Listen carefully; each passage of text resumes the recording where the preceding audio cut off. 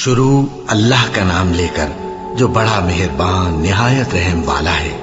الف لام میم، یہ کتاب یعنی قرآن مجید، اس میں کچھ شک نہیں کہ اللہ کا کلام ہے، پرہیزگاروں کے لیے رہنما ہے، جو غیب پر ایمان لاتے اور آداب کے ساتھ نماز پڑھتے اور جو کچھ ہم نے ان کو عطا فرمایا ہے اس میں سے خرچ کرتے ہیں، اور جو کتاب اے پیغمبر تم پر نازل ہوئی اور جو کتابیں تم سے پہلے پیغمبروں پر نازل ہوئیں سب پر ایمان لاتے اور آخرت کا یقین رکھتے ہیں۔ یہی لوگ اپنے پروردگار کی طرف سے آئی ہوئی ہدایت پر ہیں اور یہی لوگ کامیاب ہیں۔ جو لوگ کافر ہیں انہیں تم نصیحت کرو یا نہ کرو ان کے لیے برابر ہے، وہ ایمان نہیں لانے کے۔ اللہ نے ان کے دلوں اور کانوں پر مہر لگا رکھی ہے اور ان کی آنکھوں پر پردہ پڑا ہوا ہے اور ان کے لیے بڑا عذاب تیار ہے۔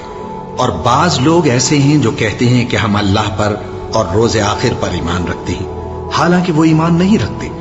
یہ اپنے خیال میں اللہ کو اور مومنوں کو دھوکہ دیتے ہیں، مگر حقیقت میں اپنے سوا کسی کو دھوکہ نہیں دیتے اور اس سے بے خبر ہیں۔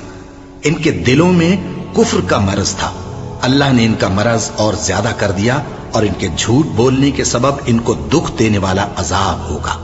اور جب ان سے کہا جاتا ہے کہ زمین میں فساد نہ ڈالو تو کہتے ہیں کہ ہم تو اصلاح کرنے والے ہیں۔ دیکھو یہ بلا شبہ مفسد ہیں لیکن خبر نہیں رکھتے۔ اور جب ان سے کہا جاتا ہے کہ جس طرح اور لوگ ایمان لے آئے تم بھی ایمان لے آؤ تو کہتے ہیں بھلا جس طرح بے وقوف ایمان لے آئے ہیں اسی طرح ہم بھی ایمان لے آئیں۔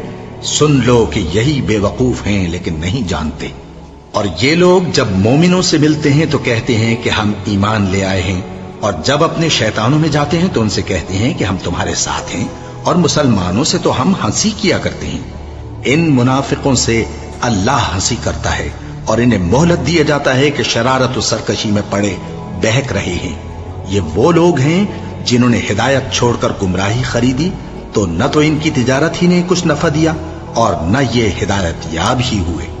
ان کی مثال اس شخص کی سی ہے جس نے شب تاریک میں آگ جلائی، جب آگ نے اس کے ارد گرد کی چیزیں روشن کی تو اللہ نے ان لوگوں کی روشنی زائل کر دی اور ان کو اندھیروں میں چھوڑ دیا کہ کچھ نہیں دیکھتے۔ یہ بہرے ہیں، گونگے ہیں، اندھے ہیں کہ کسی طرح سیدھے رستے کی طرف لوٹ ہی نہیں سکتے۔